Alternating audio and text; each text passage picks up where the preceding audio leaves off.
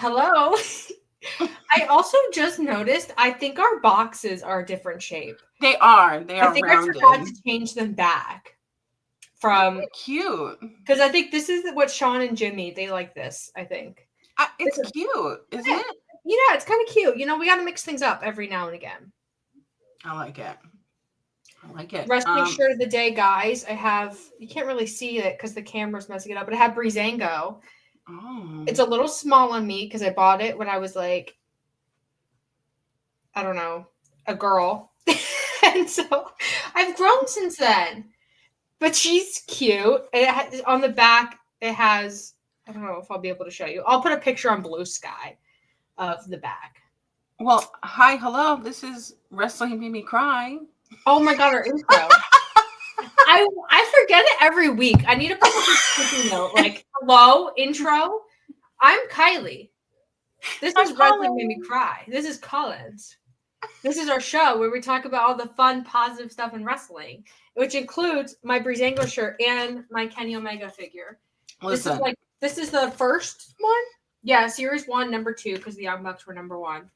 I'm just going to show a figure a week, you know, and then I love it. We're just going to have a good time with it, because I have a few cool ones. So today it's Kenny Omega, because Kenny Omega's back, guys. He's back. And getting the piss kicked out of him by Gabe Kidd. Which I saw that because obviously I didn't watch because I was asleep. The New Japan show. Yeah. And so I have friends who watched. Lyric watched. Some mutuals on Twitter or now Blue Sky. I'm more on Blue Sky now. I'm transitioning. They sent it to me like en masse. Like, guys, look, Kenny Omega is back, and he looked so good. He looks good. He looks so healthy. His hair, he has extensions in again. We know about the extensions for Kenny Omega. I mean, his hair is a little bit thinner now, but it's always curly, and it's babe. It's just babe. I want to squeeze him.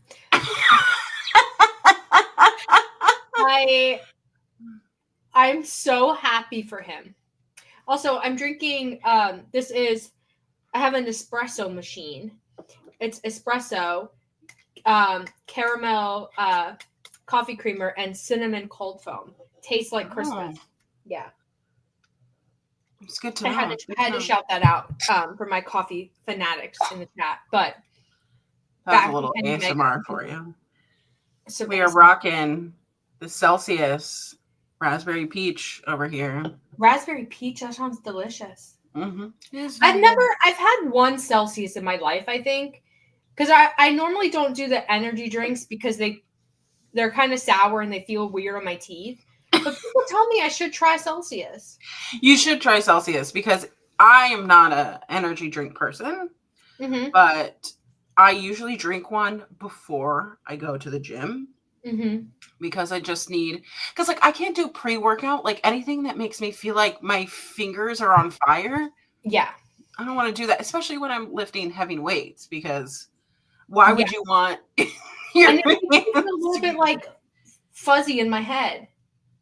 A little bit of a drug. So if you see people like pushing, like, you know, things like that, it's not for me. It's not for me, babe. Yeah. But a Celsius, because it is like the PSI on the bubbles is not as sharp, so it can be a little, you know, yeah. It's kind of that in between space of like a Monster energy drink to say the least, but I feel like I get like a good burst of energy without needing to immediately use the bathroom. You know what I mean? Yeah, I like that. I also have second drink. I have a Diet Coke with Santa on it. Santa! Oh my gosh. Kate sent me to my house a 12-pack of Diet Coke just out of the blue. I was so honored to receive this 12-pack of Diet Coke. Oh my gosh. Yeah, and they all have Santa on them. It's like, I guess, Christmas time for Coca-Cola. I need to go find some Santa. You know what I love?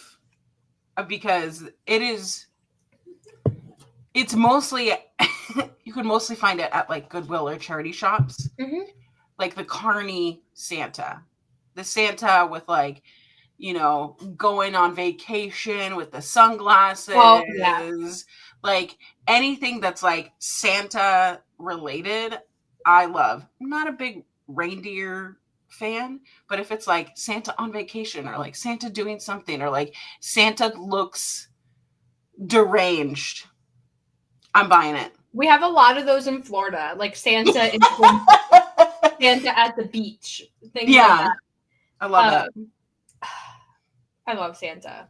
What a character. I know. Should we get back to wrestling? Yeah, we could get back to wrestling. We need to catch up with each other. That's what we do here. This isn't my other show where we spend 20 minutes talking about Ring of Honor. Ring of Honor. Mm-hmm. We're not going to talk about Ring of Honor today because that will make me cry. Yes, we're going to talk about Kenny Omega. We're going to talk about Julia Hart. We're going to talk about Orange Cassidy. We're going to talk about Jon Moxley and the Outrunners and so many things. So many things. Let me move my mic a little bit here. It's kind of in my way. With everything going on this week, and we're not talking about that on this show. So if you're here to talk about it, please leave. But with the things that were happening this week, watching Dynamite on Wednesday felt like a good reprieve from the emotional state that I was in. Mm-hmm. I haven't finished Collision yet, but wrestling was very needed for me today. Yeah. And AEW showed out this week.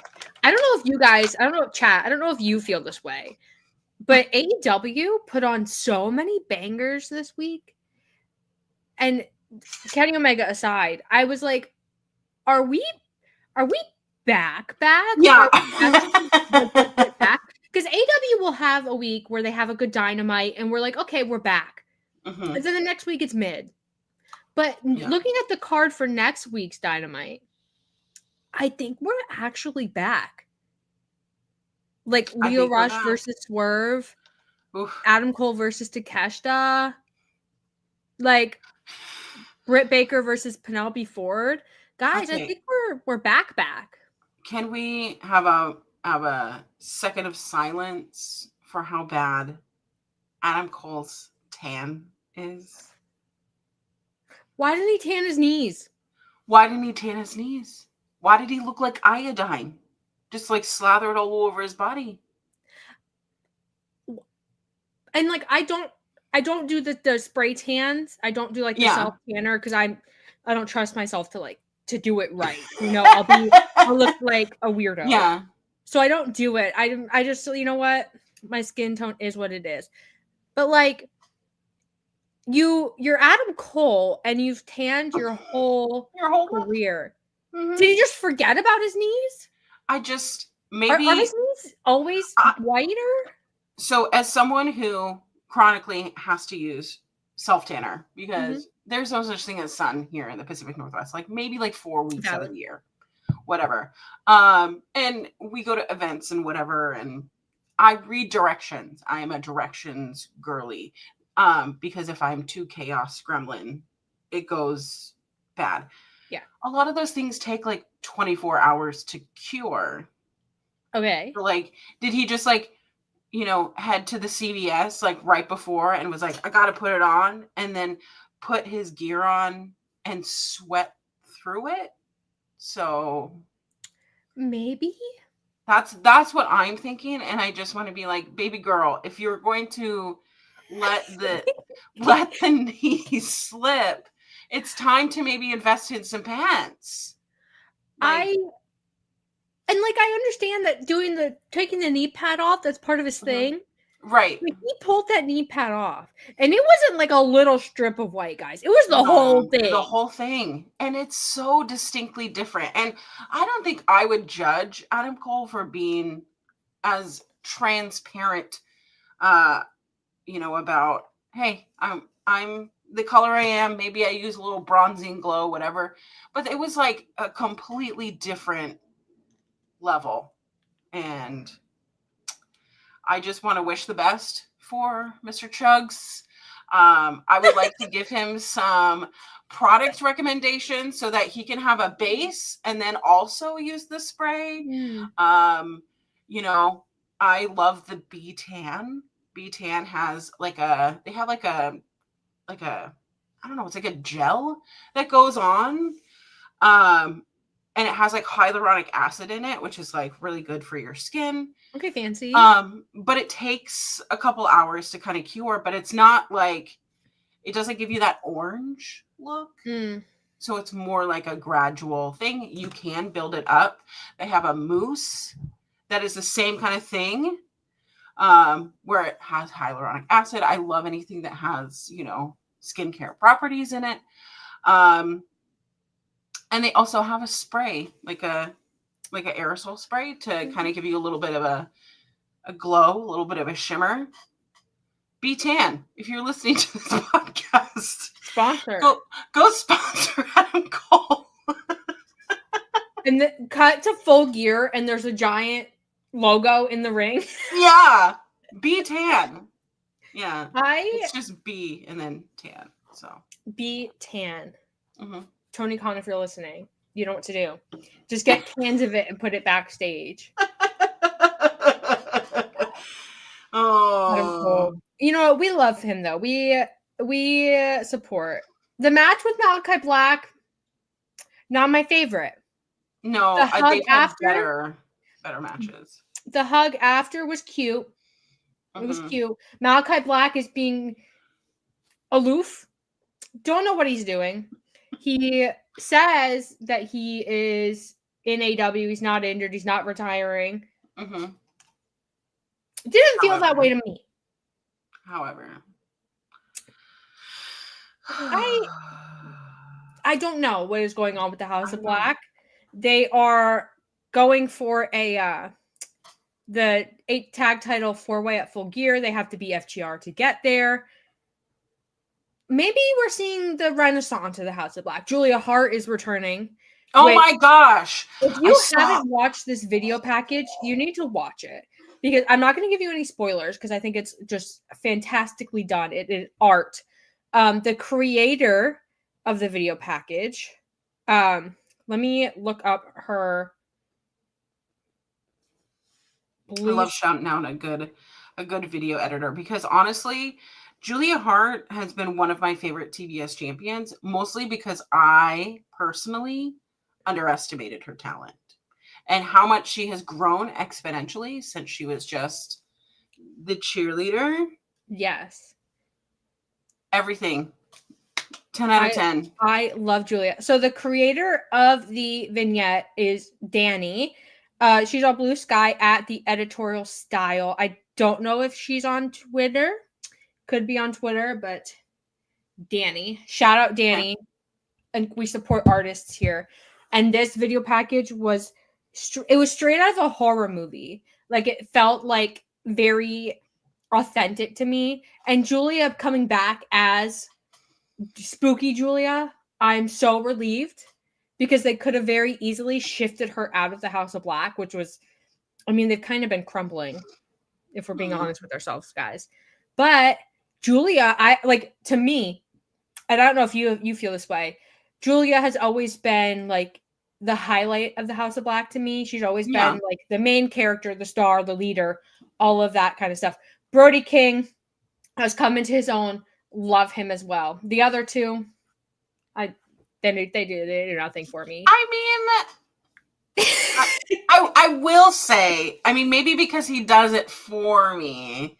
But Buddy is just, it's just so funny because he doesn't have any tattoos on him, but like only on his legs that he covered.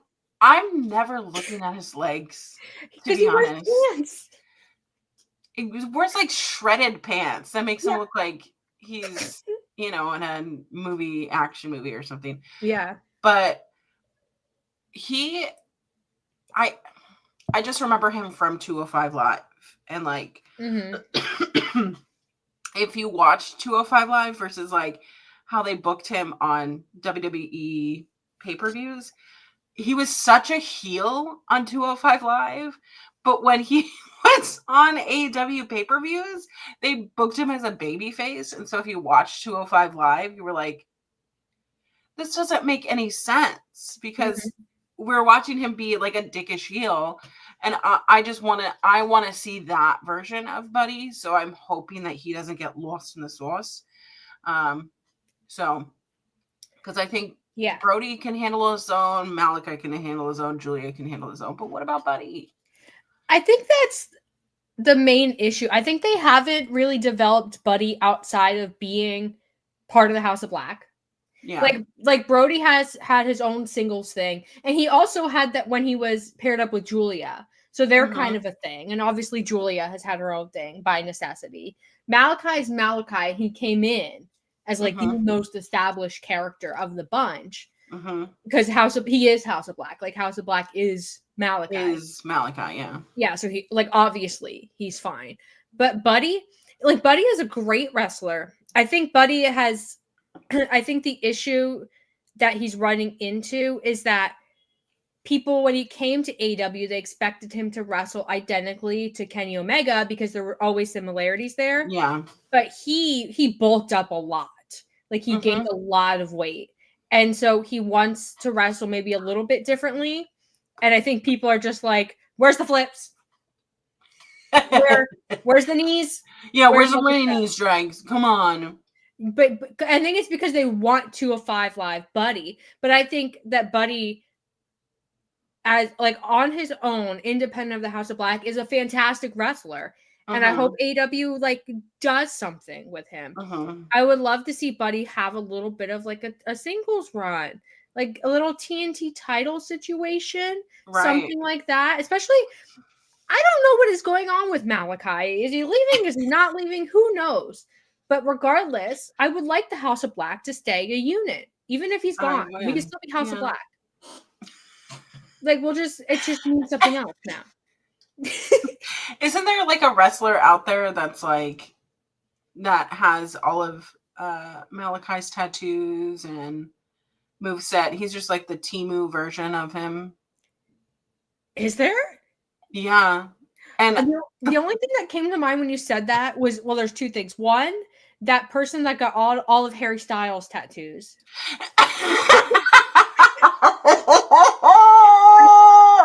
Like that came to my mind. And then also the person who got AJ Styles' tattoo with his kids' birthdays. Which is so weird. Don't get the same tattoo as someone. Unless it's like a flash sheet situation or a common tattoo, whatever. But like something, and especially Malakai, like all his tattoos it's his whole back. He has like yes. Don't do that. That's first of all, that's stealing art because tattoos are art, and you're stealing a tattoo artist's art in that situation. And two, like, it's just weird. It's just weird. I'm sorry, it is. And like that's the thing. It's like, you know, there's always going to be a gimmick of something wrestler. I mean, hello, there's all these different versions of Kane on the indies of like.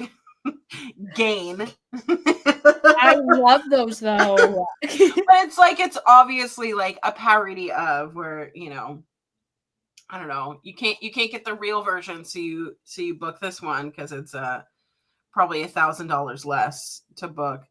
And it's just, you have the tattoos, except someone did them as not as skilled in the artwork. Listen, I never tell people what to do with their bodies, but in that situation, someone around that person should have stepped up and said, "Hey, are you sure about this? Are you sure about that? Are you sure about that? Are you really, really sure about that?" But back to Julia. Yes, back to Julia. I am so excited because Penelope Ford is back and doing like, in my opinion, great work. The women's division AEW is kind of cooking. Like Chris Statlander, Mercedes Moné, Mariah May. Like, we're getting the ball rolling a little bit there. And so Julia Hart coming back, I'm excited to see if she adds anything new to her character or to her moves. Because I don't know if she's been training this whole time. I'm assuming that she's been kind of working on stuff. And 2, she adds like a spooky, scary element that we don't really have with the division right now. Because, I mean, we have Mercedes, who's a heel, who's kind of Hollywood, Mercedes. I love Mercedes. I do too. What a star. And then we had heel Chris Stat, but now she's a babyface and she's not spooky. There's no one spooky. Like, and we need that. I love Julia for that. Yeah. So shout out Julia Hart. If you ever want to come on our show, Julia, let us know. I love her. We do have Abaddon, but Abaddon is lurking in the ROH. depths of ROH, which if you would like to watch a spooky, scary, really good, kind of Halloween themed no DQ match, street fight match, last week's episode of Ring of Honor, Athena versus Abaddon. Well worth your time. Although I will warn you that last week's episode of Ring of Honor was over 3 hours. Who do they think they are? I don't know. Who do they think is watching it? Because the thing that sucks is it was the main event. What kind of makes it reminds me of AEW Dark, where you have like a 5-hour dark and then the next week would be 30 minutes. Yeah. Interesting. I'm confused. I'm confused too. There's a lot of things going on in Ring of Honor and outside of Ring of Honor, but that is still Ring of Honor, that confused me. Mm-hmm. I'm very confused. But you know what? This is our life. This is the reality that we have, and we gotta do the best with what we have. Gotta do what you gotta do. You gotta do. And if that means 3 hours of Ring of Honor, 3 hours of Ring of Honor. I applaud everybody who has a Ring of Honor post show because it's unpredictable week to week, and the stress of that would take me out. Yeah, it does. It would take me out. It does. And then adding on top of the fact that I would be obligated to talk about Chris Jericho every week. He doesn't even show up, so it's fine. Because he's on AEW, taking up our space. Mm-hmm. Anyway, Orange Cassidy. Oh my gosh. Do you like his all black everything? Because I do. I love it. I love that. I think I love the Death Riders. Death Riders? Is that? Yeah, that's the new. Mm-hmm. It's not BCC anymore. Right. We're Death Riders. We're Death Riders now. I'm obsessed. I think that's like the best summary of what I can say about them. I'm obsessed. And I think it's okay that I'm obsessed. Because I think Tony Khan is also obsessed with Jon Moxley. And if he could be obsessed with Jon Moxley, then I can be obsessed with Jon Moxley and his group of his children, his little disciples, his mentees. Employee. Yeah, mentor mentee, right? Yeah. That's the word. Okay. Orange Cassidy being someone who, like, a wrestler who cares all the time, like, no matter what, is a little bit new to me. But Jon Moxley versus Orange Cassidy, especially the face-off that they had this week, and then obviously Orange Cassidy got beat up, but there's something so special here, but I don't know what it is, and maybe you know. It feels so much different from any other time that they've been in the ring together, and I don't know if it's because Moxley is a heel. I don't know if it's because Orange Cassidy is like this new darker version of Orange Cassidy, but it feels so much more tense. It's because murder changes a man. It's psychology. Yeah, I think they had a little conference meeting. They said, okay, we did this murder. We're different. Everyone has different music, different walks, different attitudes. It truly, I as funny as it sounds, I do think that like the murder of Bryan Danielson on pay-per-view once again changed everything. And you can still see hints of Yuta being torn, conflicted inside of himself, which there are layers to that.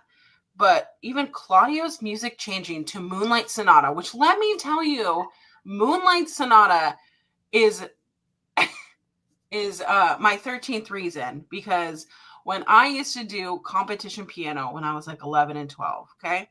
I got little baby hands, okay? I can't, like, they're not, I got weirdly small fingies, okay? And Moonlight Sonata, you are doing the 18th, whatever, bitty, you know, because how you have to gracefully go across the piano, crossing your hands, all the things. The adjudication lady, before we went to regionals or whatever, stopped me halfway through, said, play it again. Okay, start from the beginning, started playing it again, stopped me halfway through, play it again. And so I'm like, okay, she's stopping me at this specific measure, so I need to like clean it up or something. My timing's off. And then I get to that same spot. She goes, do it again. And so I go, is there something wrong? She goes, I don't think your hands are appropriate for this song. And I'm like 11. My little baby hands. So I went, to my piano teacher. I said, I am no longer doing these adjudications because now they are not even critiquing how I'm doing this. But I'm 11 years old and I go, they're saying something about my little fingies. So can we start doing jazz? Something else, because jazz goes hard though. It is. It's very difficult to read jazz music. I just have to say. But. I am a big classical music fan. We're just learning all sorts of fun facts about me. Yeah. I'm like blossoming. But I love classical music, and Moonlight Sonata has always been one of my favorites because I think it's one of those things that like evokes actual emotion, and also like it just goes so hard. Yeah. So Claudio having Moonlight Sonata is peak. It's peak. And Claudio looking exactly like Jon Moxley, the white t-shirt, the bald head. There's something special about that. Something special about it. I also have small hands. I don't know if you can tell. They're a little bit tiny. All right, we'll have to put our fingies up to each other. Yeah, I have wide palms, but I have like small twiggy fingers. I'm so sorry. I've always just had like, I'm a tall person. I'm a big broad, but my fingies and toes are just like, they don't fit. I think some people, they just have small hands. Yeah. I'd rather have small hands than have like abnormally large like frying pans for hands. I do have to say, when they have the gloves at Walmart or and it hangs off the edge. Yeah, can't handle that. So I am forever in kids' gloves still, which is nice. I just got small hands. What size shoe do you wear? So I have a wide foot, so I'm still a 9.5, which is fine. But I can muster my foot into a 7.5. And like being almost 6 foot is like, what is wrong with my feet? Why do I do that? But it just depends on the width of the shoe sometimes, because I'm a little bit flat-footed. Yeah. But I wear an 8. Yeah. Which I guess is pretty average. I don't know. That's average. Yeah, it's kind of average. Do you subtract 2 from women's to men's sizes? Yes. Why? Here's another thing, and I don't mean to take us too far off topic. Why are they different? That's a genuine question. Does anybody know? Because, like, as far as I'm aware, feet are feet. It's the patriarchy. With women's and men's sizing, I'm just gonna assume that whoever did the sizing and numerics for it hated women because they just added the number so that we can feel like, wow, my feet are huge now, or wow, my body is bigger. Why can't we do it by measurements? That's all I'm saying. Boo. Boo. I do want to mention Moonlight Sonata. If you ever look at the history of it, there's like I think there's a video either on YouTube or one of those websites that it's like the history of why Beethoven wrote this song. There are subtle, like, lover, kind of weird relationships, but it is after a moment of trauma, right? So, right. So it's written, with this connotation in mind, which is like so in tune perfectly with what's going on with the Death Riders. And I don't know, I like that everyone except Pac has adhered to the new outfit choice of the basic crisp white shirt and the pants, where Pac is just like, I'm just gonna come out in my chonies. Like, he's like, I want to be naked. Yeah, I'm sorry. Listen, you can't control him. If we've learned anything during his time in AEW, it's that one, he's always going to be naked. He will take his clothes off. And two, he does not care. You could tell him not to do something, and he will say, "Too bad, I'm gonna do it anyway. I'm gonna do it. I'm gonna do it." Mm-hmm. And that's what we love about him. And Jose is right. He is a bastard. I love him. I've always loved him. I will die loving him. I think of all my favorite wrestlers, and I'm starting to notice a theme. Like Kenny Omega, Pac, Claudio Castagnoli, and Christian Cage, right? Those are like my four faves. If you look at them, I'm beginning to think I like wrestlers who look like they should be immobile with how much muscle they have, but they like jump around like frogs. I like my wrestlers a little froggy. I think that's the conclusion that we can draw from this.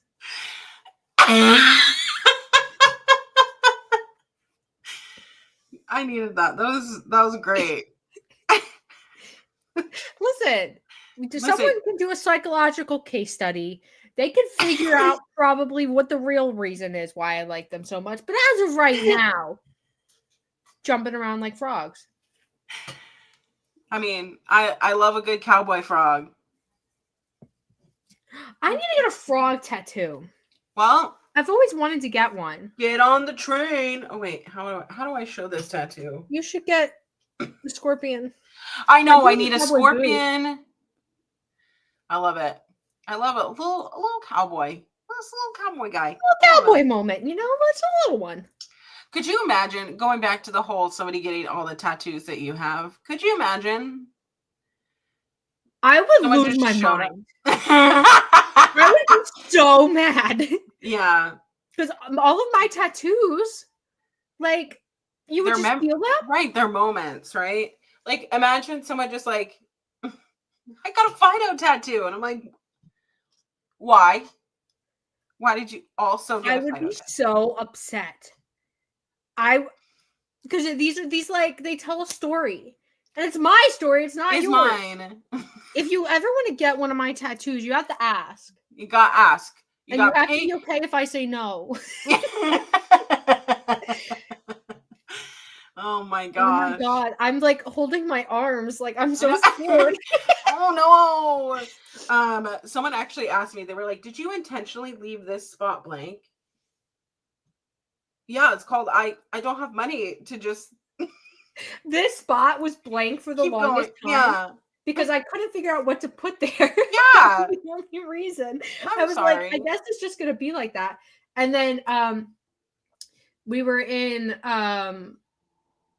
Charlotte for Revolution. Yes, Charlotte Revolution. And Haley and I got those matching ones, and then the next day we got these ones.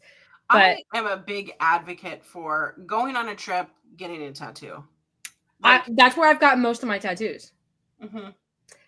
Chicago, Las Vegas, Miami, Charlotte, and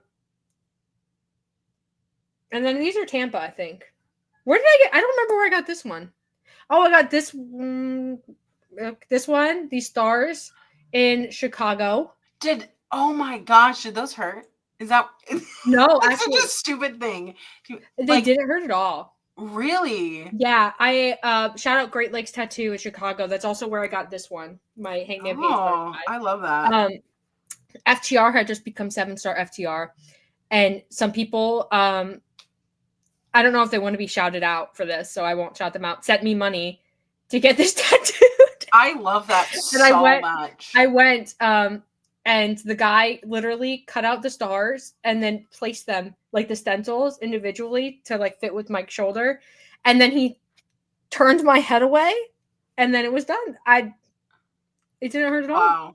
Yeah. Wow. Shout out. I think it was Eric at Great Lakes Tattoo. I think. I love that. Most of my tattoos have been I've had to travel to get them. This one, I don't know how to move my arm. You see, it's a little strawberry. It's a little strawberry. I got that on my birthday. It's a little birthday guy. A little birthday cute. bite. Yeah. You know. But anyways, wrestlers and tattoos, I don't do it. Just don't get the same tattoo. I have a tattoo of a wrestler. But like, that's a little bit different. It's different. Can you imagine if you one day you came onto Wrestling Made Me Cry and you're like, hey, I have something to tell you. And you were wearing a tank top and it was just like Luchasaurus's tattoos. Or like it was like the Usos, like the full tribal sleeve or something. If I got a tribal sleeve, that is a cry for help. You need to take me to a mental institution. Oh my gosh. Okay. Maybe not a tribal sleeve. When I was a kid though, you remember when Batista used to have the belly button? Yeah, the belly button. I wanted that. Look at us being sickos. We should do a whole episode of just talking about our favorite wrestlers' tattoos because oh my god, we should. I'm into it. We should do all these like little random dumb episodes for like Christmas. Mm-hmm. Like we should just Christmas gifts for the community. We should do that. I love it. Would you guys want that? Let us know. Let us know in the chat. Also, thank you for bearing with us while we're rambling on. All the caffeine. I know. Question. What? I wanted to ask you. So I'm a big Ishii fan, okay? Yeah. I do have to say, the way that Ishii walks is very similar to how I walk sometimes, just because there's just so much going on up here and just little legs, okay? Just little legs, okay? I walk around the gym like that all the time after I'm doing arm stuff. I catch myself, I look like Ishii, okay? Mm-hmm. We often wear the same thing. I like little bike shorts and a long shirt. That's just how it goes, right? What do you think about Ishii being a conglomerate adjacent, but also appearing on ROH, but also scaring the bejesus out of Chris Jericho? What do you think about that? I'm intrigued because one, I think Ishii, with how scary he is, like his whole persona, he's very intimidating. Yeah, very intimidating. He's supposed to be. Him being part like of the conglomerate, which is a very happy, feel good type of thing. Yeah. I don't know. I kind of like it. it kind of makes me giggle a little bit. Yeah. Anybody being mean to Chris Jericho gets the seal of approval from me. I cannot with him anymore. Mm-hmm. We've reached our wit's end with the Chris Jericho-ness. I mean, the fact that they keep referring to these like very legendary Ring of Honor stipulations. I mean, this last week was like the Fight Without Honor, match. And I cannot handle how this is unfolding, but I enjoyed watching Mark Briscoe do that same move off the ladder through the table for Chris Jericho. Love seeing him go through a good table, watching it crack. That will always pop me. You know what? That made me cry because yes. And finally having the conglomerate win over people who make me irritated. And you know what? Everyone keeps posting like you might not like the Chris Jericho stuff, but they move numbers. It's because idiots also watch wrestling. You know what I mean? Like, idiots sometimes like Chris Jericho, just like any other wrestler. But if he's pulling that 700,000 number. And the thing is, right, and I'm sorry if you like Chris Jericho in the chat. But I'm sorry. Cross my fingers. I'm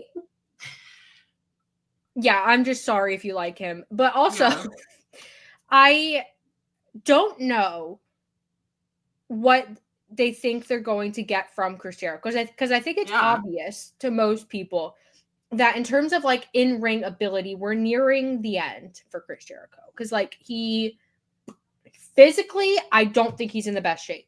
Like I think he needs to go do some like joint health recovery, take some omega-3s, get in a cryo chamber, get yourself back in order.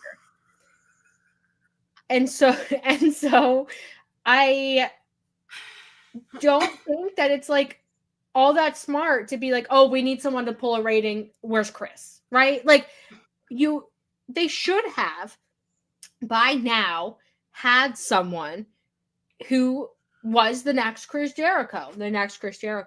Right. And like they had Sammy and they screwed it up.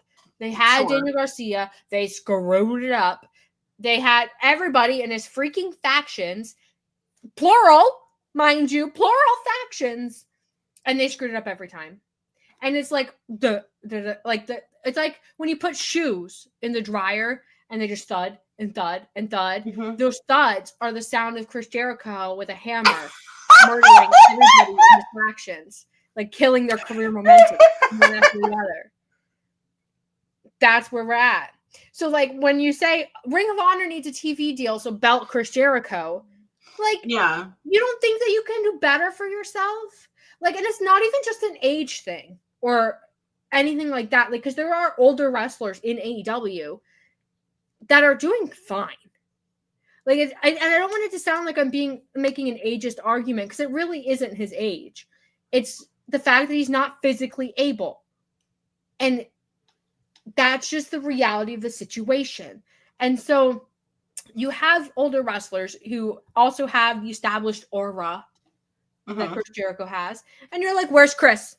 Get him. And you give him the learning tree? The learning tree? The learning tree. It's always, someone, and I haven't been on Twitter in days, guys. I'm very sorry, but I can't do it.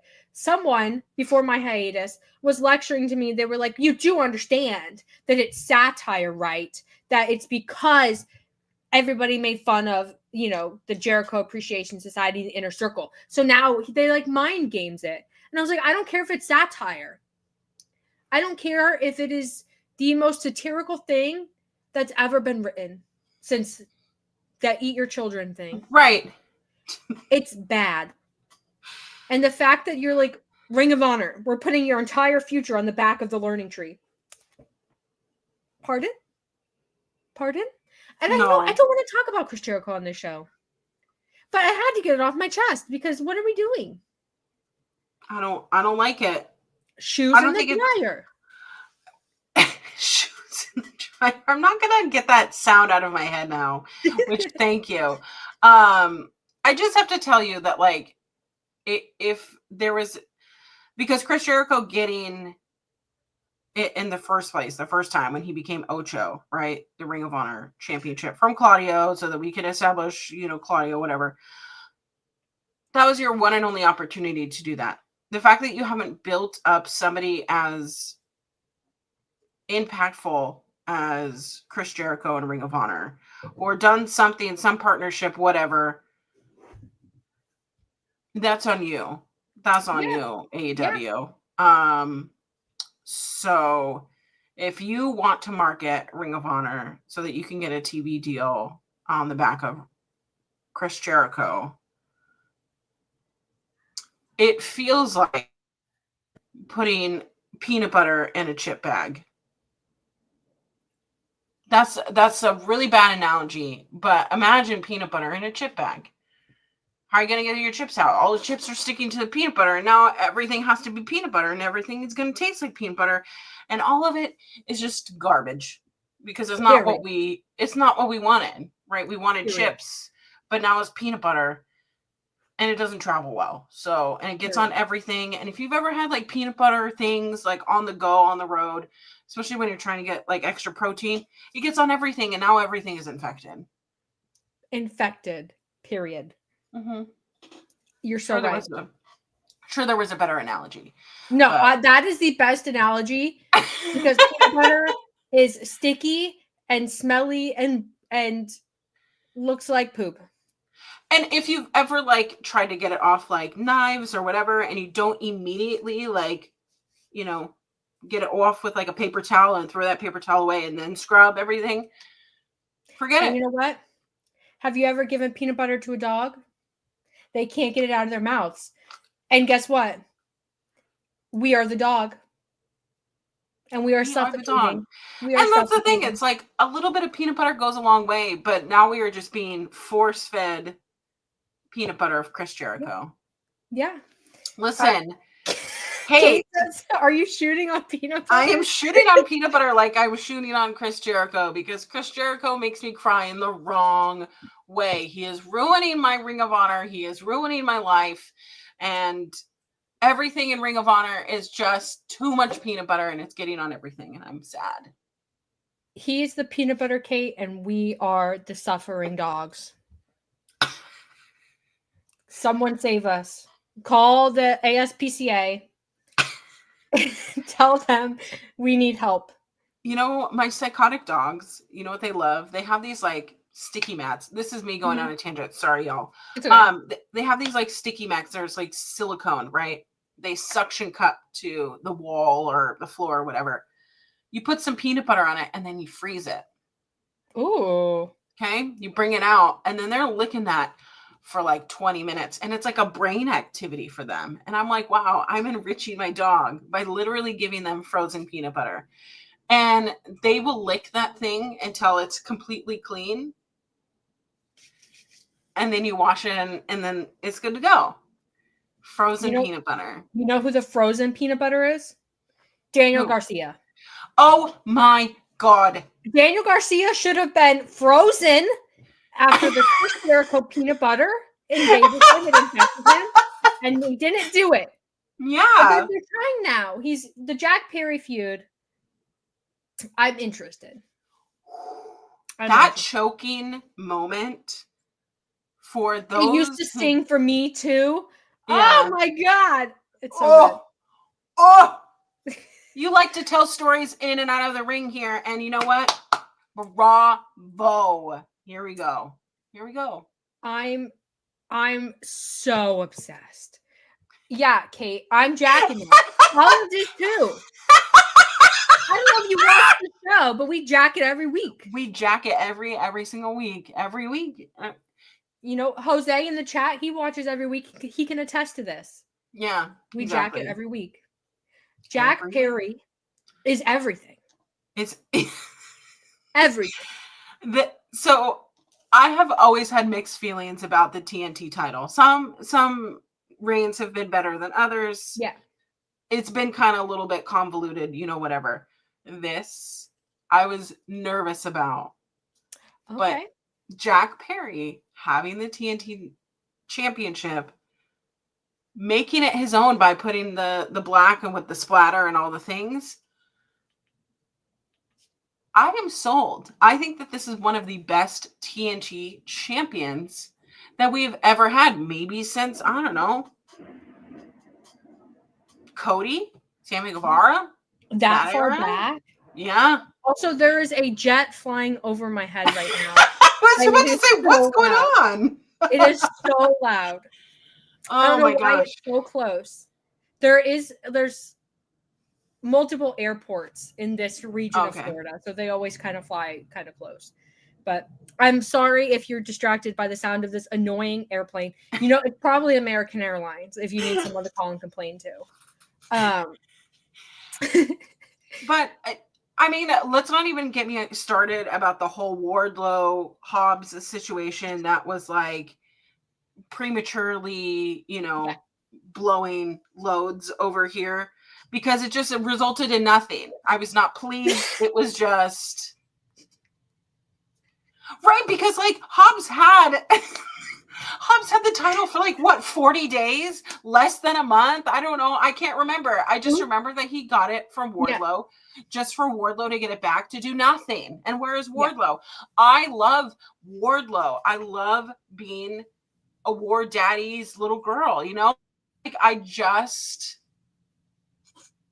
that was a moment for me. But in retrospect, pales in comparison to what is currently going on with the TNT championship. So absolutely love it. Need it. I mean, Samoa Joe was kind of a good champion. I don't know. Yeah. Still stays the same since Cody and Sammy Guevara's feud. I'm looking up the lineage of the TNT title, so we can just see how bad this has been. So obviously Cody. All right, we're starting off on high note. Mr. Brody Lee. Oh yes. Cody again. Darby. Miro. Forgot Miro was TNT champion. I forgot he was even there. Sammy. Cody. Sammy, because we did the interim nonsense. Yeah, the interim. Scorpio Sky was TNT champion. Forgot about that. Sammy again. Scorpio Sky again. Wardlow. Samoa Joe. Darby. Samoa Joe. Wardlow. Hobbs. Wardlow. Luchasaurus. Christian Cage. Adam Copeland. Christian Cage. Adam Copeland. Vacated Jack Perry. I forgot. I mean, that's like a rock. That's my favorite. All the way down. That was. We haven't even talked about how Hobbs returned on Wednesday. The scream I scrumped. Sorry if I ruined it for y'all. The scream I scrumped.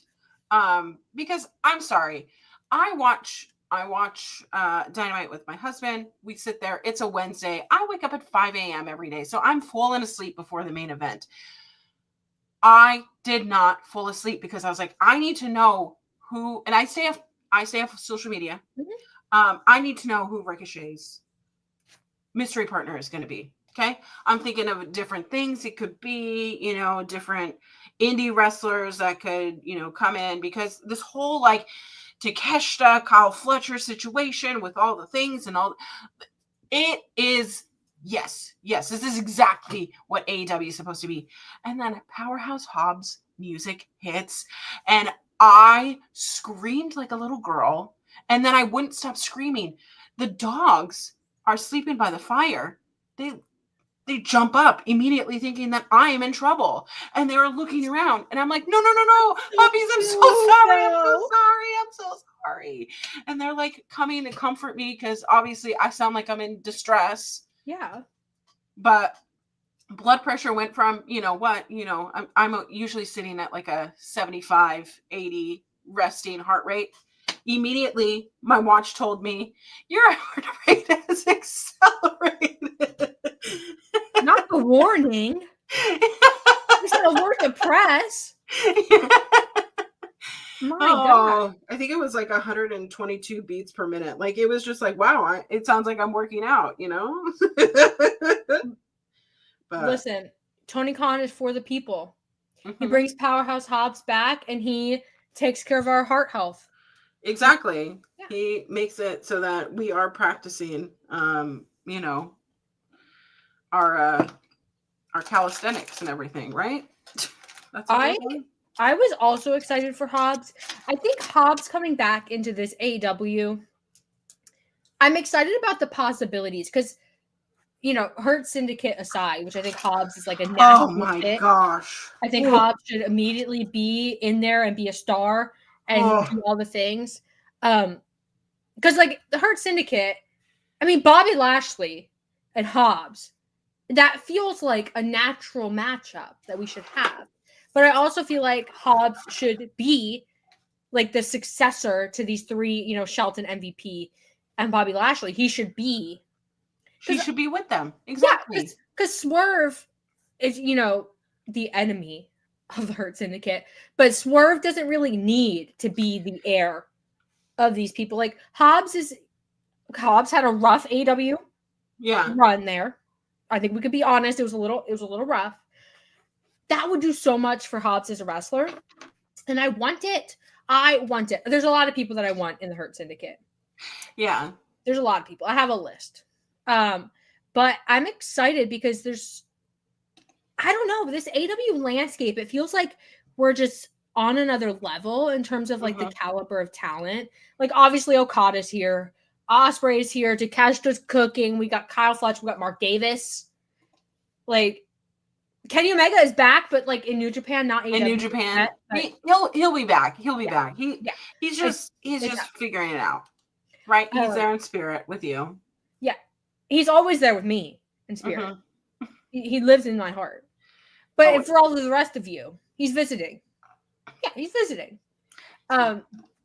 But I don't know, Hobbs, and it's the same thing that I said earlier about Julia.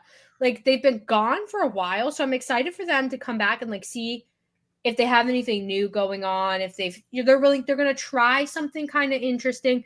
Because Hobbs, and I think Wardlow as well, they've always been big wrestlers that are more athletic than what they really show in their matches. Because every now and again, Hobbs will do something, and you're reminded that he's actually very agile, and he's actually very like fast and all these things. He's not actually like a WWE person. I'm sorry. I had to say he's not a WWE guy. Yeah. He's very much like this new generation of wrestlers that are big and also super flashy and good times, fun, gymnastics, super flips all day. Yeah. That stuff. And I don't know what's going on with Wardlow. Where is Wardlow? I don't know, man. But we have Hobbs. So we're still having fun. We're still cooking. And now Leo Rush is here as well. Ricochet is here. I totally forgot about Ricochet. Yeah, Ricochet is here, babe. I need to breathe. I'm like, my heart rate is increasing. I'm getting excited. Yeah, Big Bill. Big Bill cooks. Absolutely. Oh my God. Oh, Kate says Sean said Wardlow is injured. Boo! Well, tell Sean that he just made me sad, so. Get well soon, Wardlow. Yeah, get well soon. That's so sad, but Julia Hart is back. Yeah, Julia Hart's back. We love that. We love her being back. When is Omega gonna be on AEW TV? Because, like, I've been a loyal follower, okay? I've watched every AEW show with the hopes that there will be a glimpse of Kenneth Omega. And we have gotten nothing. But you know what we have got? The Young Bucks ran off to the pasture, presumably. And Kenny Omega, where is he? You have a Hangman running around severely mentally ill, like causing absolute destruction wherever he goes. You have Jon Moxley, the murderer, leading the ship. Tony Khan is MIA, as far as I'm concerned. Actually, Kate, I will have you know that I am in fact drinking a Santa Diet Coke. We had a 10-minute discussion about it earlier. Yeah, it's half full now. I'm drinking through it. It's Santa. We love Santa. Shout out Santa. Oh my god. Are you okay? I just dropped my watch. I realized I needed to charge it, and then I just dropped it. You don't have to watch from the start, Kate. The start was very uncoordinated.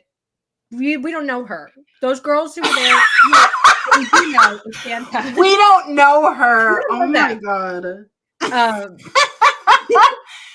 Oh my god. I don't remember what I was going to say. We're trying our best. We're just doing our best. I think it's because we started and we immediately went into Kenny Omega talk. Yeah. I think that like derailed the ship.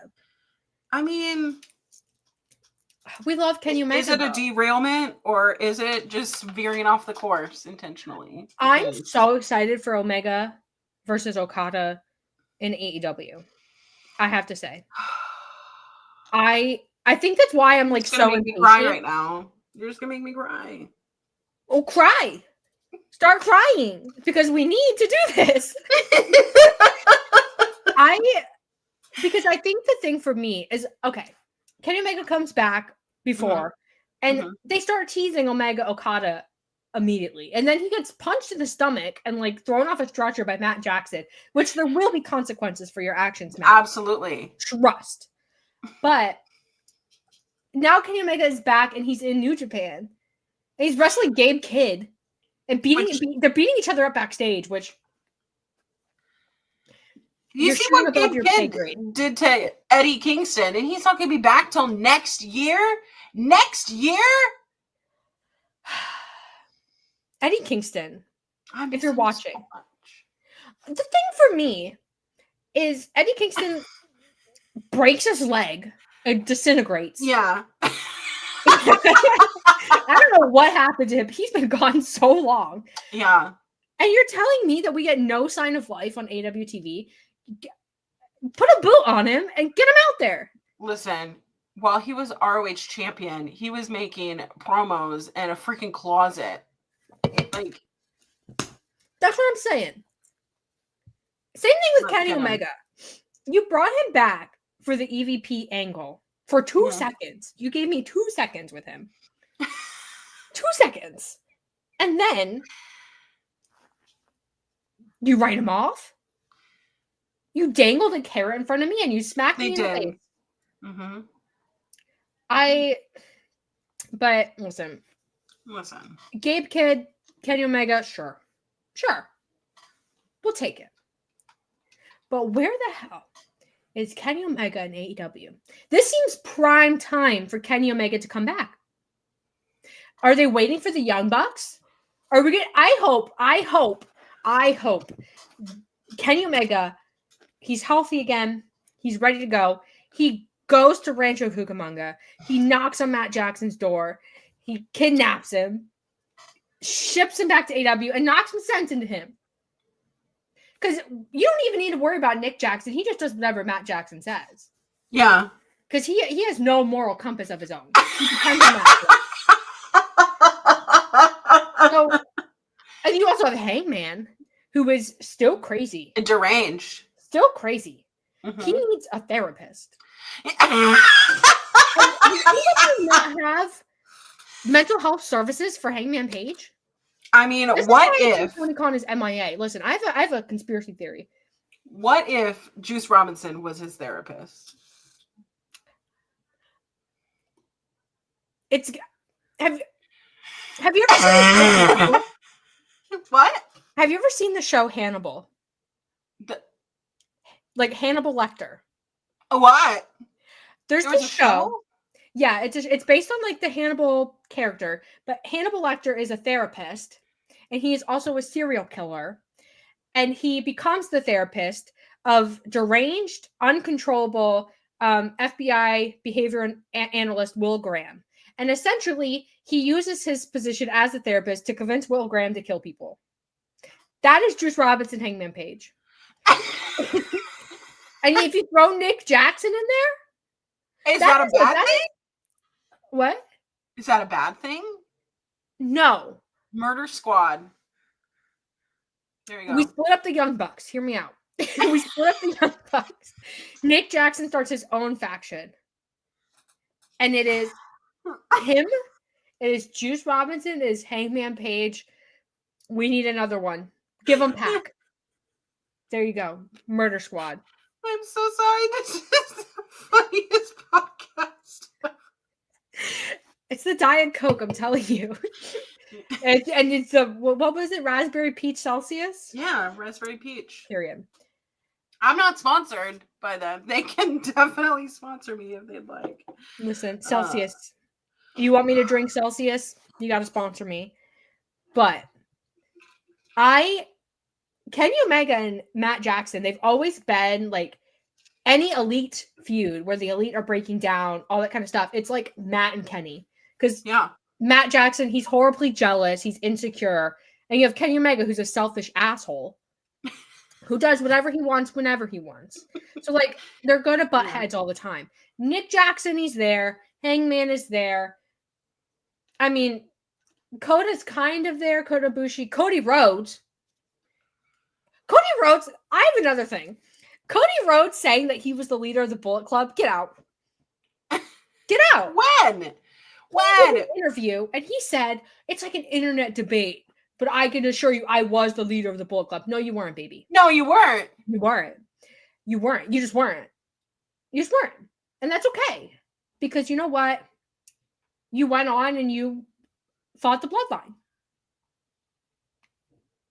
Period. You went off to WWE and I mean, Cody cured I can't say that. Never mind. I'm sorry. Okay. Can't say that. He cured all the things. He solved it. Cody, I'm trying to be very polite here because I do like Cody. I do like Cody Rhodes. I will say, in my personal opinion, his WWE run has been a little lackluster. I don't think that's controversial. Lackluster? It took him 2 years to finish a story. For no reason. Collins, for no reason. And everything he did in the interim was boring. Then they would start heating him up for Roman Reigns and he'd be interesting again. And now he's boring again. And the bloodline, I'm going to say it. Because you know what? I have Diet Coke in my veins. The bloodline is boring. They're boring. I do not care for them. Kiley is hitting homers right now. And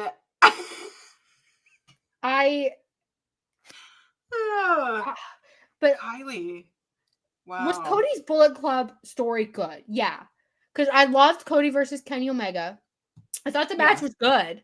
The Ring of Honor match where it's the finish, the ref is down, the Young Bucks come in, they kick Kenny on accident, heartbreak, fans crying, blah, blah, blah. Peak. I loved it. Cody was never the leader of the Bullet Club. And Kate says he loves lying. Stop lying on Kenny Omega's name. Okay, but here's the thing. Cody's saying this versus Michael Cole when Cody and AJ were having that feud. And Michael Cole the whole time being like, he was the leader of the Bullet Club. Remember, look at this. This is my bad rendition of Michael Cole. All the respect to Michael Cole. But honestly, You're so right. You're so right. Michael Cole's a liar too. They're all in on it. All in? Cody confirmed? No matter where you go, everybody's always connected. Adrenaline in my soul. Let's go. Something, Cody Rhodes. But I agree. The bloodline thing is a little bit stale. Hello. The first show we were on together over 2 years, right? 2 years ago? I can't remember. Time is not real. Whatever it was. I don't know. But we shit talked the bloodline because Sammy was involved, and it didn't make any sense because why did Sammy not defeat Roman Reigns? I remember that seems like so long ago. So long ago. I just moved into this apartment. Relevant. Yeah, I know. It's still relevant. I'm crying. This is so funny. I feel so free right now. I feel like I've relieved myself of this burden. My honesty was well received by the chat. I can be honest. There's nothing in WWE right now that I think is interesting. Can I say that? I mean, Survivor Series War Games is coming up, right? And I do not care. I don't care. My God, Kylie. Who do I get to talk about WWE with right now? Like, I don't know. It's the new bloodline versus the old bloodline. And I don't care. I don't care about it. I don't care. I feel like I've relieved a lot of stress in this moment. Mm-hmm. I've unburdened myself with, and I'm sure the people in the bloodline are very nice. Okay, I'm sure that they are trying their best. But I think ultimately they're missing the mark. Is that polite? Okay. They're missing the mark. You can be as impolite as you would like. This is our show. And you're just watching our show. Yeah. And you know what? Yeah. This is my show. This is Colin's show. That is the end of discussion. But why were we talking about Cody? Oh, we were talking about Kenny Omega. The Kenny Omega, yeah. I'm so excited about Kenny Omega being back. And listen, I think ultimately, at the end of the day, Kenny Omega is going to come back to AEW. And I don't know if the Young Bucks are going to be on his side. I don't know if Hangman is going to be on his side, but he's going to save us. He's going to find Tony Khan in whatever bunker he has secluded himself into. He's going to say, Tony, you have a job to do. Yeah. And he's also going to get Tony Schiavone as well, because Tony Schiavone is important for the story. And he's going to bring them back to AEW. And he's going to say, listen, I have one EVP vote. He only has one, because there's only 3 EVPs in this story, okay? And he's going to say, Tony Khan, I need you to vote with me. I need you to side with me. I need you, because listen, this is very Succession board of directors. Sure. He's going to say, I need you to side with me. I need you to be on my side. Yeah. And Tony Khan is going to side with him. And it's going to break Matt Jackson's heart. And he's going to spiral. And Nick Jackson, he's just there. But Matt Jackson, he's going to spiral. And we're going to get the Elite reunion. Whether Hangman sides with them, I'm not sure. We'll see. But I'm excited about it. I'm excited about it. And Kenny Omega returning to New Japan first is interesting to me. And I think it'll factor into the story. Because obviously he goes back to AEW, who gets knocked off a stretcher and punched in the gut. And now there's murders happening. Yeah. Plural murders. It all makes sense. But he'd go and he'd do his New Japan stuff. And New Japan is cooking. They have a lot going on. And they have a big show coming up in less than 2 months. I know. A month and 3/4-ish. It's one of those things that I wish that I had an active passport and an infinite fund that I could just be you know what? Peace out. I'm going to go to Japan, watch AEW Dynasty, watch Wrestle Kingdom, watch Kenny Omega return, experience Japan, and not have to see a single one of you.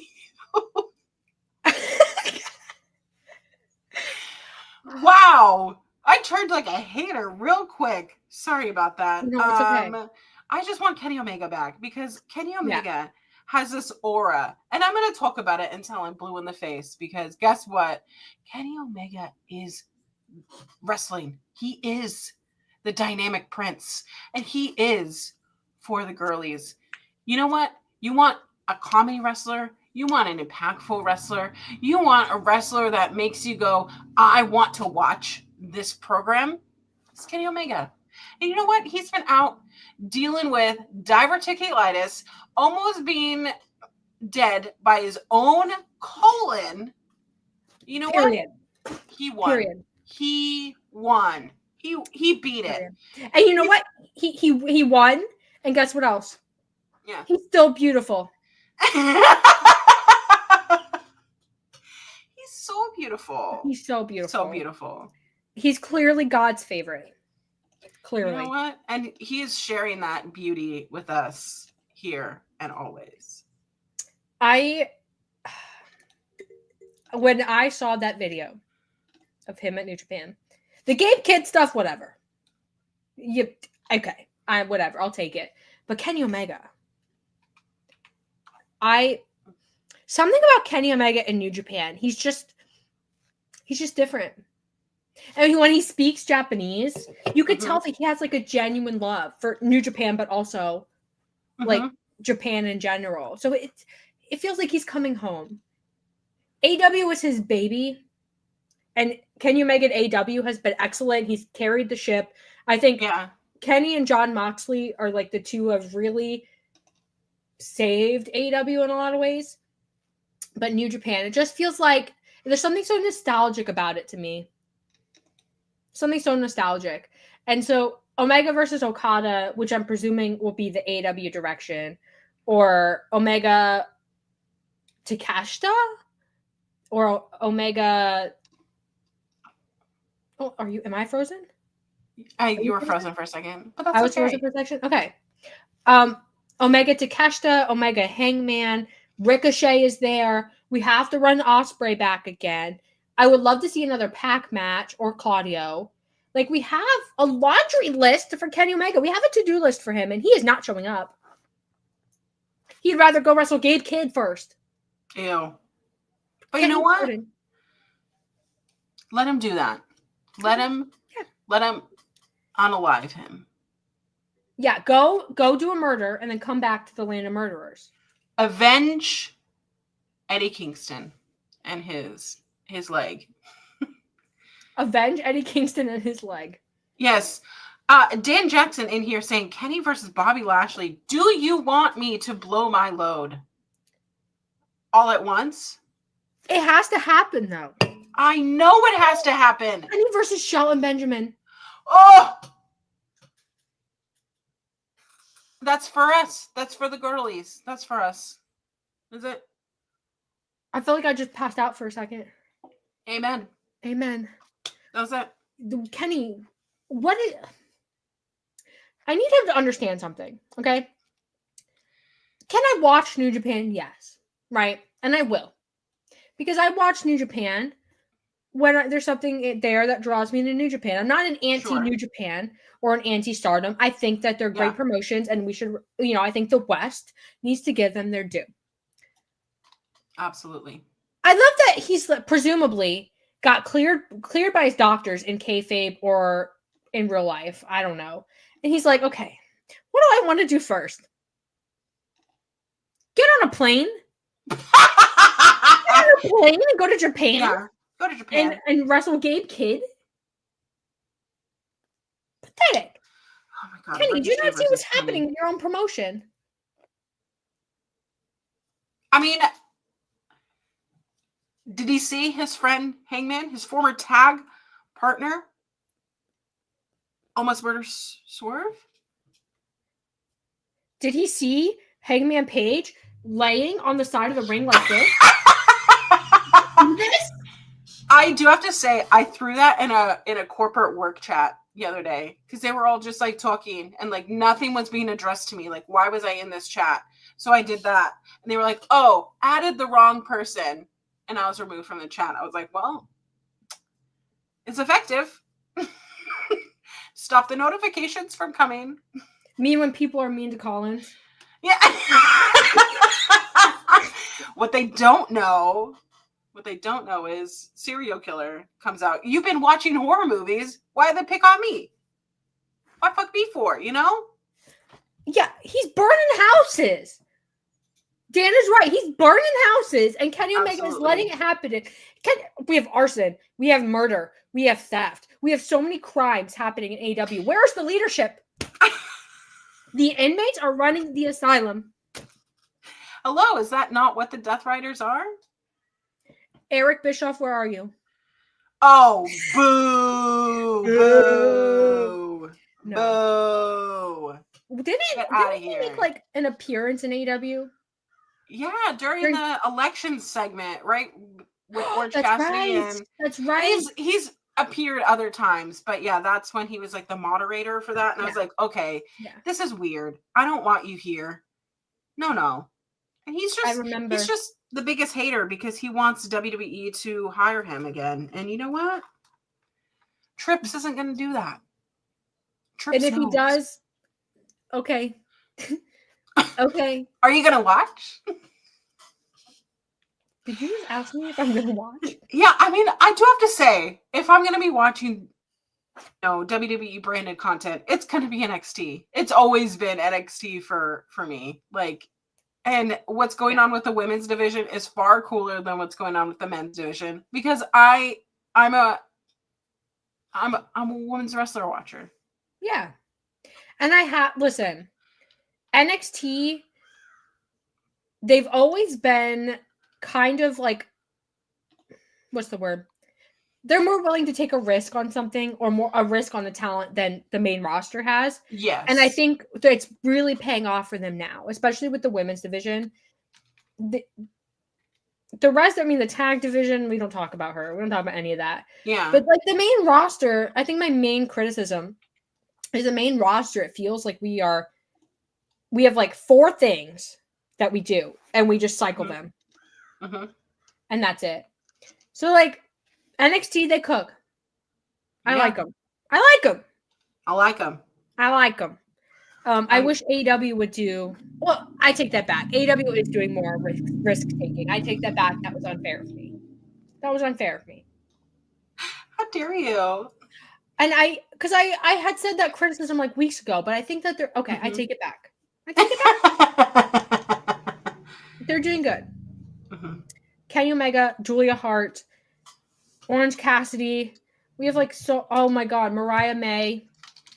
We have like a lot going on. I respect it. All I need to know now is when is Hobbs joining the Hurt Syndicate? Okay. When are we breaking up the Acclaimed? Which they did kind of tease a little bit. I need that. The fact that he has a little card, right, from the Hurt Syndicate, and he's like, "What are you doing? What are you doing with that? What are you doing with that?" The Acclaimed, they have a match. I think it's on next Collision. Yeah, because FTR's Dynamite. Okay. And they're wrestling LFI. Pretty sure.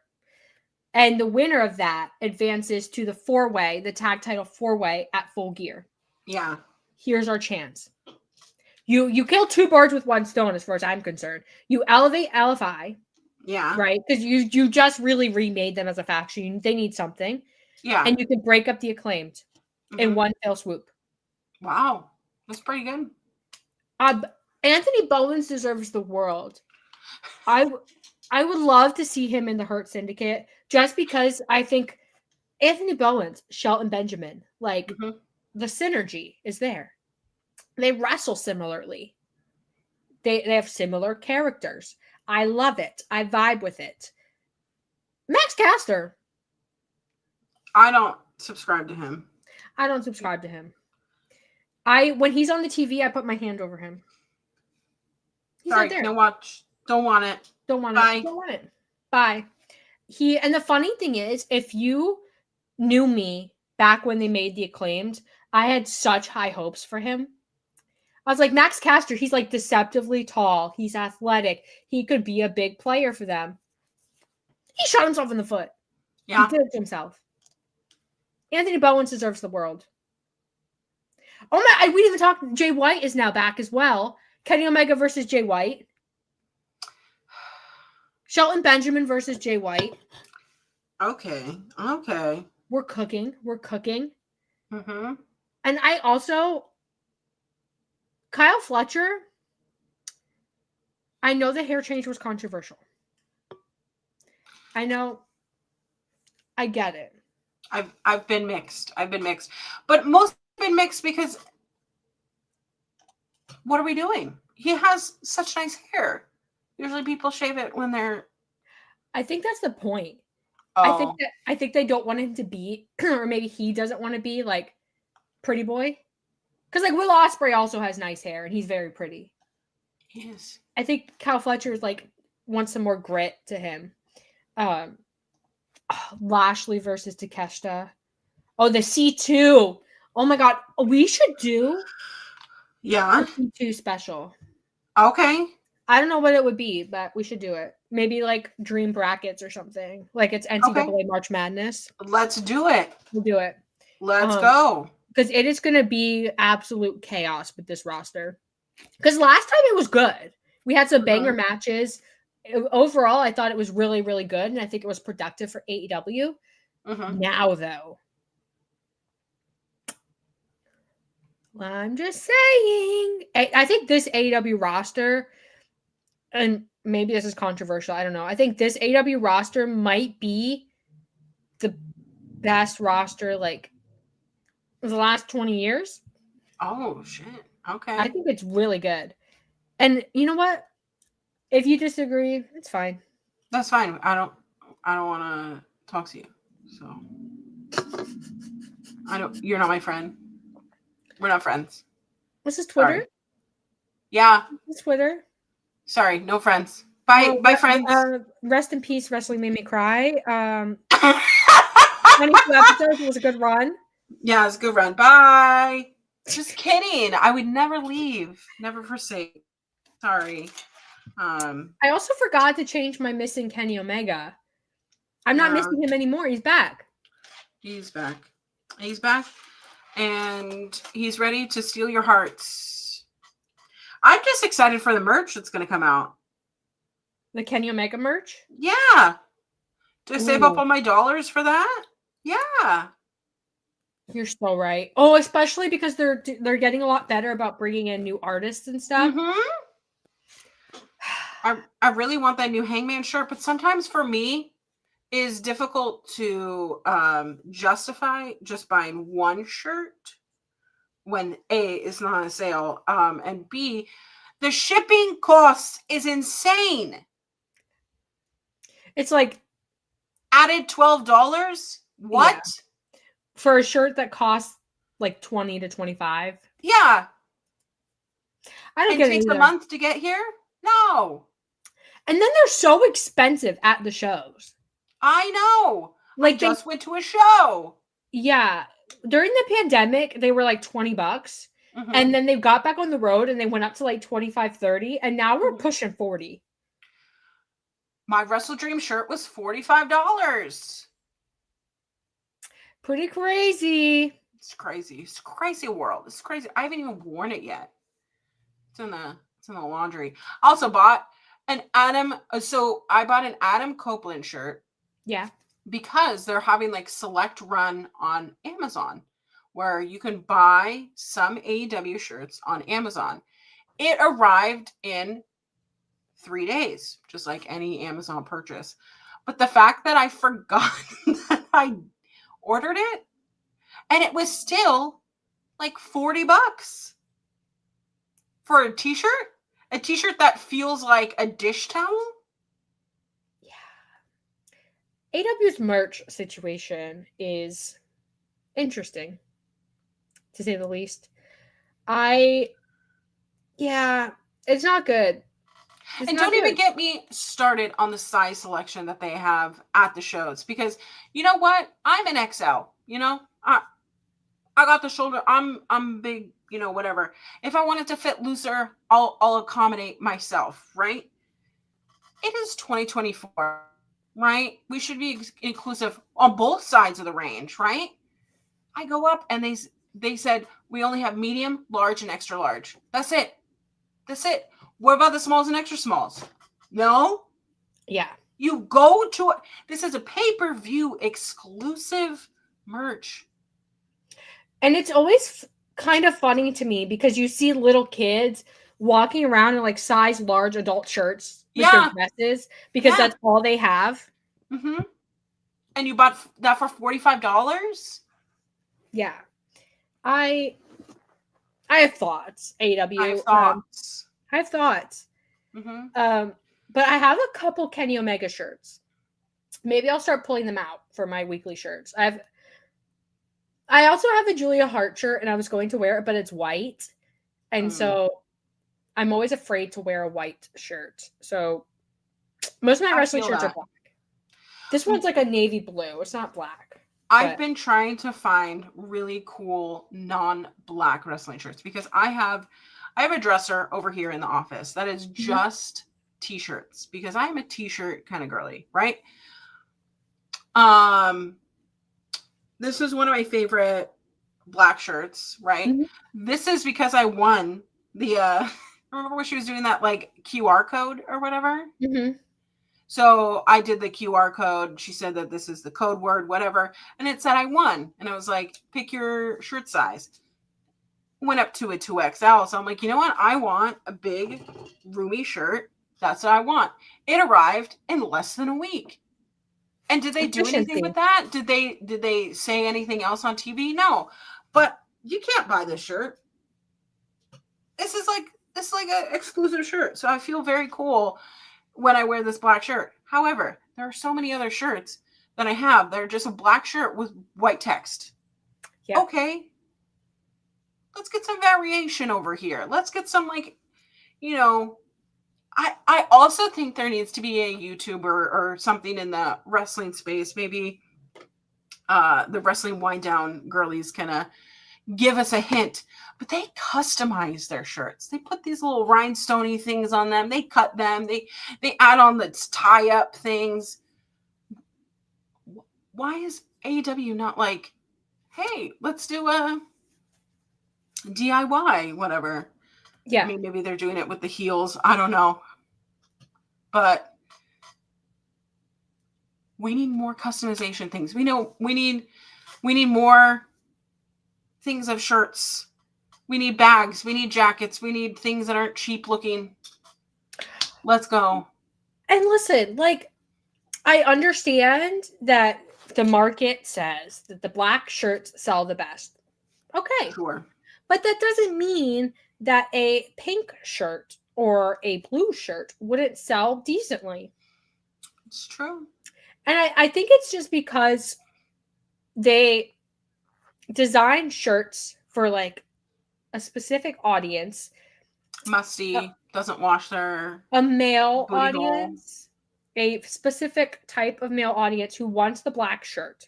Okay, have your black shirt, but also I would love a pink Christian Cage shirt. I would love a pink one. I love pink. I have a pink Jake something shirt, which is right here actually. Oh. And it is very faded because I wear it a lot. I love it. With pink. And I love it. And you know what? I have this shirt is blue and I have a blue New Day shirt. And I have a couple white shirts and then the rest are black. It's like at the very least, I think that you should have like special edition Valentine's Day. Or like special edition like what St. Patrick's Day, green shirt. Or something where I can buy a little different. Because I also live in Florida. So if I wear a black shirt, I'm going to be hot. Yeah. Especially with these like thick, like industrial shirts. Well, I think that we should just be buying white wrestling shirts. And then we can do how to dye them pink. It sounds fun. I would like that. I have an Okada shirt that is white, and I've barely worn it because I'm. It's not that I'm like a particularly messy person, but what if I fell in the mud? What if I fell? Kylie, I fell in the mud and I ruined my Okada shirt. What if I fell? No, I get like random, like, what is that? What is that? It's like a random flick of something. Then I'm like, I don't know what that is. But then it makes me suspicious that, like, are all my black shirts like that? I don't care. I don't care. A little flick of something. I have dogs. They get things on them all the time. Sometimes I wear them to the gym, and like the gym is nasty. I can't wear a white shirt to the gym. Are you when you have sweat, do you have a towel or do you use the end of your shirt to wipe sweat off or do you use? Oh, so I either use the end of my shirt or sometimes I have taken my shirt off and I just have like the sports bra on and then I just use that as a towel. Because I don't like to show up to the gym. I don't like to show up to the gym without a shirt on. Yeah. Because also I get a little bit cold when I get inside. Like I need to warm up. And I'm even colder with just the sports bra. And so I just stay cold because I can't warm up. So I warm up and, do some stretching, walk on the treadmill or like whatever I'm doing that day. And then it comes off. Interesting. I've lately been doing like a little bit of the elliptical and then I'll go lift. And I notice that like because I have bangs, it's just like dripping off my bangs. So I'm a sleeve. So I have bangs. I'll clip them back and then I braid my hair as well. Oh, aren't you so cute? Well, why don't more wrestlers braid their hair?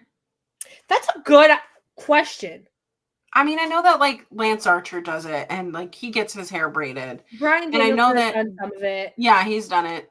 Yeah. But, like how cute would like two braids be on Hangman? Like, if you watch like women's MMA, they always braid their hair back tight.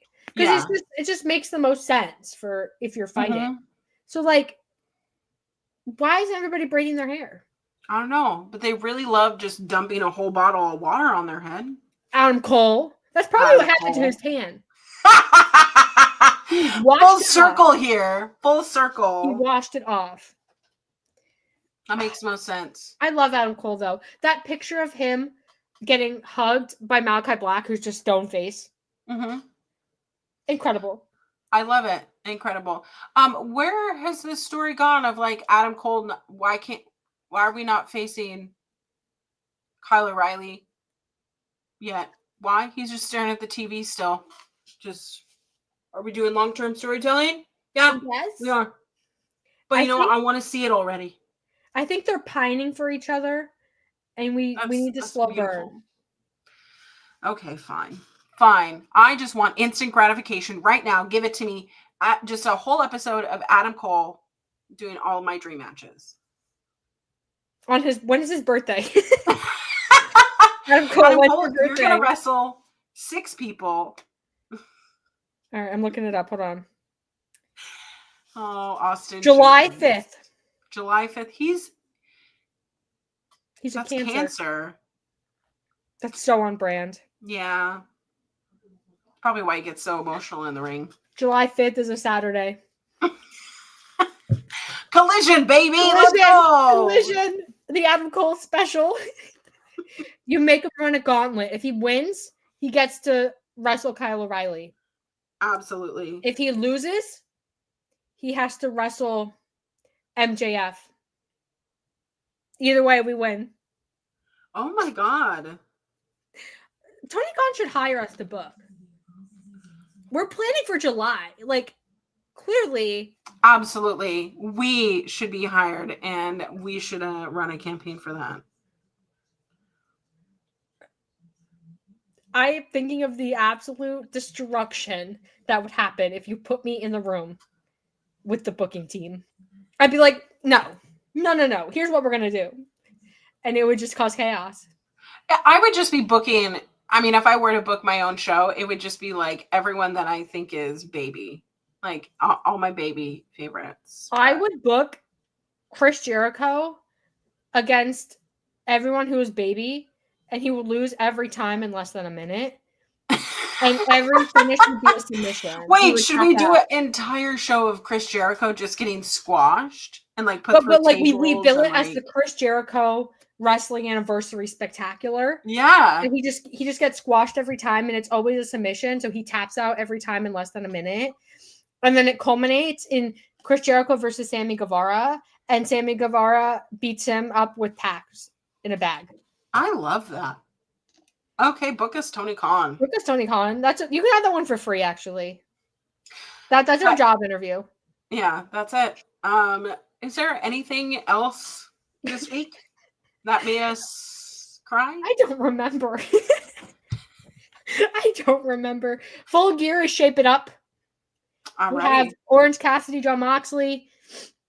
The tag 4-way. We now have, there's only 2 participants in it right now. It's Private Party and the Outrunners, but we're going to have more coming soon this week. Full Gear is going to be good. It is. It's going to be. I'm excited. Give me 14 of them right now. Do you want to do your closing thoughts and your plug? Closing thoughts is watch whatever wrestling you want.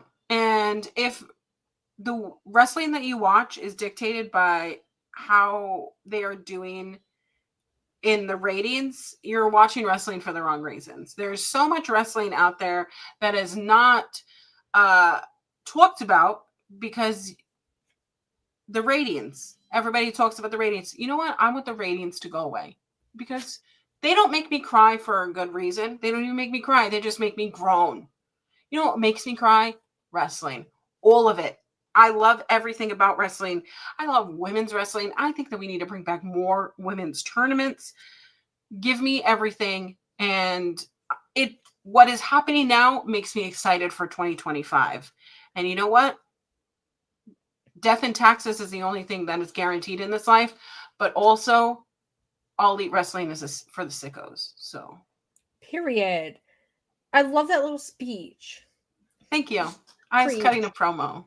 You're welcome. Cutting a promo. This is our job interview. Yeah, this is my interview. So, Jose said, "You guys made my morning so much brighter." I'm glad we could do that, Jose. We just show up. We have a good time. That's the motto of the show. Yeah. I'm going to be honest with you. Sometimes we plan to talk about things, and the show takes a different light. That's okay. We're gentle with ourselves. It's Sunday. It's the Lord's Day. Yeah. My Father, Son, and Holy Spirit, Kenny Omega.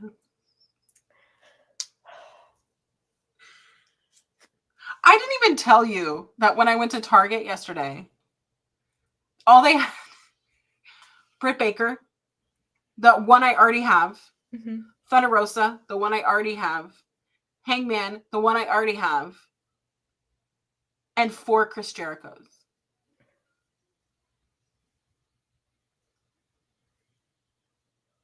They had one Bryan Danielson wearing a white shirt.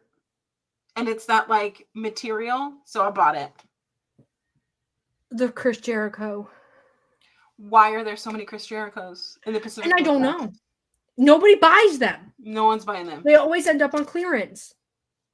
My first CM Punk figure, by the way, I bought on clearance at Walmart. And guess what? It was,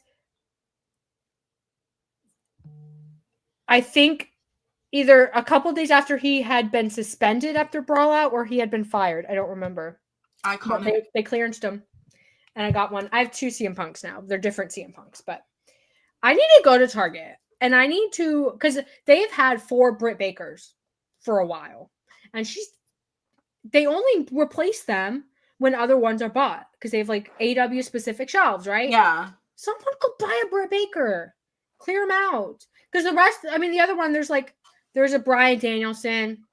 There's a couple others, but I already have them.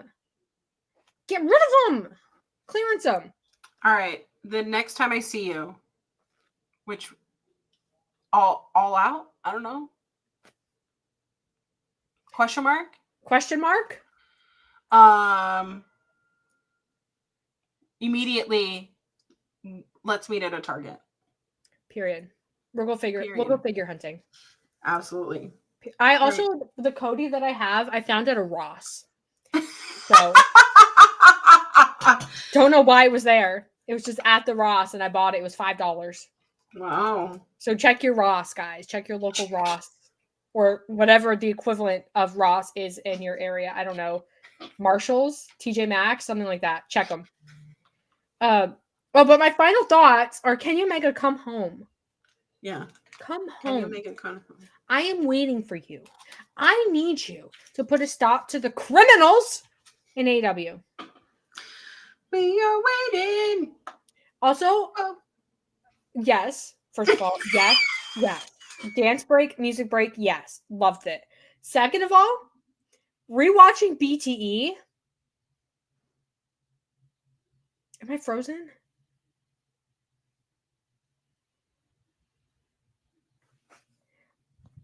Am I frozen or is Collins frozen? No, I was frozen. It's what happens when someone rings my doorbell. I don't know why. It's actually Tony Khan at your door. Yeah. He said I got on my jet right away. Let me look on Ring right now. But no. Kenny Omega, come home. Those are my final thoughts. You check your Ring. I'll do my plugs. You can follow me on Twitter, which I don't really use anymore, or Blue Sky at Kylie Wrestling. I love Blue Sky. I'm having a blast over there. I think all of wrestling is having a blast over there. Yeah. Hangman Page is also now on Blue Sky. So follow me there or on Twitter. Hangman is back. Hangman is so back. I was going to say something bad about Twitter, but if you're still on Twitter, that's fine. That's your prerogative. This is Wrestling Made Me Cry. It's a show where me and Collins come and we have a good time and we talk about all the things in wrestling that made us cry in a good way for the most part. Sometimes Chris Jericho shows up. I'm sorry. It just happens. Sorry. That's what happens. But this is Fightful Overbooked. There's a lot of like really, really good shows on Fightful Overbooked. There's wrestling shows. There's non-wrestling shows. There's something for everybody. So go to the playlists tab on the channel and just go find what you like. Go. Like run around. Have a good time. It's a playground. Listen to Collins plug first. Let them plug their things. TikTok and all of that. Because Collins has like actual social media presence. And then once they do that, then you go. You run around in the playground that is Fightful Overbooked. Deal? Listen. Okay. I mean, no pressure at all. But hi, I'm Auntie Collins. I lurk around the shadows of Twitter, kind of on that private status, because you know what? We're protecting our inner peace, and you should too. I'm over on Blue Sky. It's just Queer Auntie. I'm on Threads _Queer Auntie on Instagram, which I'm trying to bulk up because I don't know how to use Instagram, you youngins. I'm just over there posting my playlist and people are like, yes, this is a nice song. And I'm like, I don't know what I'm doing. I don't know what I'm doing on Instagram. But find me on TikTok _Queer Auntie. I'm posting videos. I am partnering with fashion brands because people like my outfits enough that they go to TikTok to see my outfits. And you know what? Every once in a while, I pair a wrestling t-shirt with office wear. And you'll get to see that more over on TikTok. But find me. Let's be friends. And I'm so glad that you're here. And I'm glad that you're taking time out of your life to watch us. This was a roller coaster of a show. It was. But I feel like a new person. And I love my car. I drink a Diet Coke and a caramel espresso with cinnamon cold foam. That sounds amazing. It was so good. I wish I could have shared, guys. I didn't bring enough to share with the class. Next time, maybe I'll bring enough to share with the class. Suspended. Okay. We're going to have a lot of great wrestling this week. Unfortunately, next weekend there will be no show, guys. I have to travel for work. So I will be out of town. But hey, next Monday, the 18th, I'm starting a new podcast. It's called Women's Classic Wrestling Podcast. We are just talking about women's classic wrestling. We are going through chronologically the Mae Young Classic. So if you want to follow along, start on that episode 1, first season, I guess. It's over on the Peacock. I almost called it what I usually call it. Go over there on Peacock. Watch that first episode. Follow along. It is on Monday evenings. And you can always catch the replay. It's myself, Astrid, Melball Collins. Melball Collins is a Joshi wrestling expert. Don't know anything about Joshi wrestling over here, other than what I see on YouTube. And we're just going to have a fun time. So I hope that you join us. I'm going to be plugging that all week. So I'm excited. Period. I'm excited. I will be back Sunday evening. Okay. Don't know. That week might be pretty light. Maybe you'll see me on a podcast that week. I don't know. Follow me on Blue Sky. Follow you on Blue Sky? Follow me on Blue Sky or Twitter. I'll promote my stuff on Twitter. Maybe if people really are against Blue Sky, which it doesn't seem like a lot of people are, maybe I'll do. I just don't like Twitter, guys. I'm going to be straight up honest with you. It's so bad, but it's okay. I'll do it for you, for the people that I love. The Wrestling Made Me Cry community. Plus Kenny Omega, because he's not on Blue Sky yet. A loser. Yeah, loser. Tony Khan, who I'm presuming you're waiting in Collins' living room for the job interview. Yeah, exactly. Kenny Omega, tell him that he's fired if he doesn't get on Blue Sky. Thank you guys so much for joining us. I had a great time. This was a great episode, a good time. We won't see you next week. Like I said, I'm traveling for work. Unfortunately, there's no way that I can do the show because I just can't. Travel logistics. How dare you? But you know what? Sometimes real life gets in the way of my wrestling fandom, which is why I should just quit my job. I'm not going to tell you to do that. But thank you guys so much for joining us. We'll see you the next week.